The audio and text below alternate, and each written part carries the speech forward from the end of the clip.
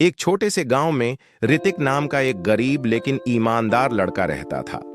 उसके पिता बहुत पहले गुजर चुके थे और मां बीमार रहती थी।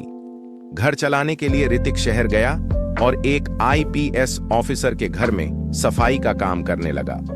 आईपीएस साहब अच्छे इंसान थे, लेकिन उनकी बेटी चिराग और हृति को गरीब लोग बिल्कुल पसंद नहीं थे। ऋतिक चुपचाप काम करता, किसी से ऊंची आवाज में बात नहीं करता। अपमान की शुरुआत एक दिन छोटी सी बात पर आईपीएस की बेटी ने ऋतिक को सबके सामने डांटा और बोली, तुम जैसे लोग यहां काम करने के लायक नहीं हो, निकल जाओ। ऋतिक की आंखें भर आईं, पर वह कुछ बोला नहीं। वह निराश होकर घर से निकल गया। रोल्स रॉयस कंपनी से अपमान रास्ते में उसने सोचा, मेहनत करूंगा, कुछ बड़ा करूंगा। वह एक बड़ी रोल्स रॉयस कंपनी में काम मांगने गया, लेकिन वहां के गार्ड और मैनेजर ने उसे ऊपर नीचे देखकर कहा, यहां तेरे जैसे गरीबों के लिए कोई काम नहीं है। इतना ही नहीं, उसे धक्के मारकर बाहर निकाल दिया गया।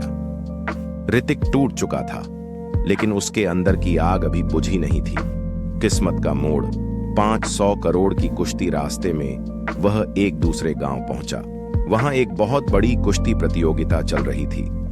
इनाम सुनकर सब सन्न रह गए। 500 करोड़ रुपए। कुश्ती में बड़े बड़े पहलवान आए थे। ऋतिक बचपन से कुश्ती का शौकीन था। गांव में मिट्टी में रोज अभ्यास करता था। लोग हंसने लगे, अरे यह गरीब क्या कुश्ती जीतेगा। लेकिन ऋतिक ने नाम लिखवा दिया। असंभव को संभव बनाना एक एक करके उसने सब पहलवानों को हरा दिया। उसकी ताकत नहीं, हिम्मत और मेहनत जीत रही थी।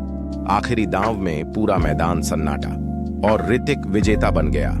उसे मिले 500 करोड़ रुपए बदला नहीं, सबक। ऋतिक सीधे रोल्स रॉयस कंपनी पहुंचा।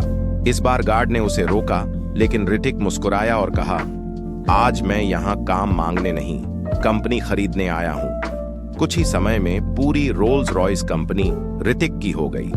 वह रोल्स रॉयस कार से अपने गांव लौटा। लोग पहचान नहीं पा रहे थे। घमंड का अंत। कुछ दिनों बाद आईपीएस ऑफिसर की नौकरी चली गई। अब वही परिवार गरीब हो गया। आईपीएस की बेटी चिराग और हृति काम की तलाश में ऋतिक के घर पहुंची। डरते डरते बोली, हमें काम दे दीजिए।